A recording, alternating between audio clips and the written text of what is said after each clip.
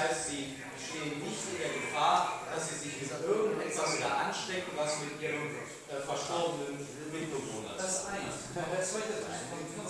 Und dann machen Sie jetzt bitte, ich werde dem Herrn Brüssel jetzt sofort Bescheid sagen, Sie machen eine Liste mit den Dingen, die da aus Ihrer Sicht zu machen sind, aus Ihrer Sicht zu machen sind, und dann werden wir sehen, was wir dazu abarbeiten können.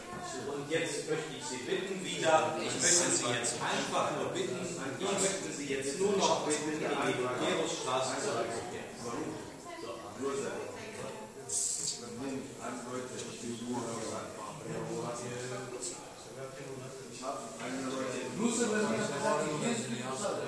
Das kann ich Ihnen nicht sagen.